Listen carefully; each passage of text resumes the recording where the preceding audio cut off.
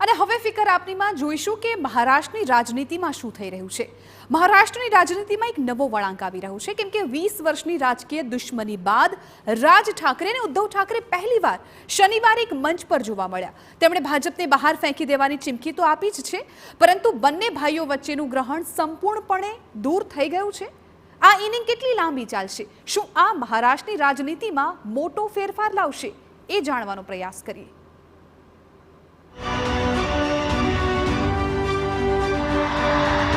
5 जुलाई 2025 ऐतिहासिक दिवस। 30,000 लोगों की भीड़। 5 जुलाई 2025 दिवस महाराष्ट्रना राजकीय इतिहास में सुवर्ण अक्षरे लखाई शके छे। वर्लीना डोम ऑडिटोरियम में मराठी भाषा और प्राथमिक शिक्षण विषय पर आयोजित थयो आ कार्यक्रम जेमां 30,000 थी वधु लोको उमट्या। आ रेली मात्र भाषाकीय मुद्दानी उजवणी नहोती, परंतु शिवसेनानी विखेरायेली शाखाओ फरी एक थवाना संकेत पण आपी रही हती।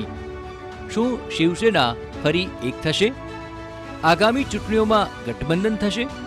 आ कार्यक्रम शिक्षणना मुद्दा पर हतो, परंतु राज अने उद्धव ठाकरेनी एकतानो संदेश राजकीय हतो।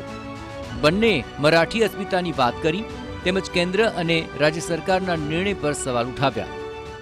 महाराष्ट्रामध्ये मराठी माणूस न्याय मागण्यासाठी आंदोलन करत असेल आणि त्याला जर का तुम्ही गुंड म्हणत असाल तर आम्ही गुंड आहोत। आम्ही गुंड।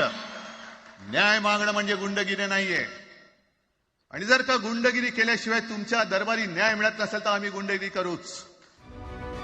રાજની મહારાષ્ટ્ર નવનિર્માણ સેના અને ઉદ્ધવની શિવસેના 2006 થી અલગ હતી, પરંતુ 2024ની લોકસભા ચૂંટણીમાં થયેલા નુકસાન બાદ હવે બંને એક થઈને આગામી નગરપાલિકા ચૂંટણીમાં ઉતરવાની યોજના બનાવી રહ્યા છે। શક્યતાઓ શું છે? તો રાજકીય ગલિયારાઓમાં બે શક્યતાઓની ચર્ચા છે। પહેલી, રાજ અને ઉદ્ધવની પાર્ટી એક થાય, ઠાકરે એક શિવસેનાનો નારો આપે। બીજું, મનસે અને શિવસેના એટલે કે ઉદ્ધવ જૂથ ગઠબંધન કરીને ચૂંટણી લડે। બંને નેતાઓ વચ્ચે નેતૃત્વનો પ્રશ્ન થઈ શકે। મહાવિકાસ અઘાડીમાં કોંગ્રેસ એનસીપી સાથે સંકલન એક પડકાર છે। મનસેની મુસ્લિમ વિરોધી છબી અને હિન્દી ભાષીઓ વિશેની જૂની ટિપ્પણીઓ કોંગ્રેસ માટે મુશ્કેલી ઊભી કરી શકે છે। રાજકીય નિષ્ણાતોનું માનવું છે કે આ ગઠજોડ બીજેપી અને એકનાથ શિંદેની શિવસેના સામે શહેરી વિસ્તારોમાં મજબૂત પડકાર ઊભો કરી શકે છે। મુંબઈ, થાણે, નાસિક અને પુણે જેવા શહેરોમાં શિવસેના અને મનસેની પરંપરાગત પકડ છે। જો આ ગઠબંધન સફળ થાય તો મહારાષ્ટ્રની રાજનીતિમાં નવો અધ્યાય શરૂ થઈ શકે છે।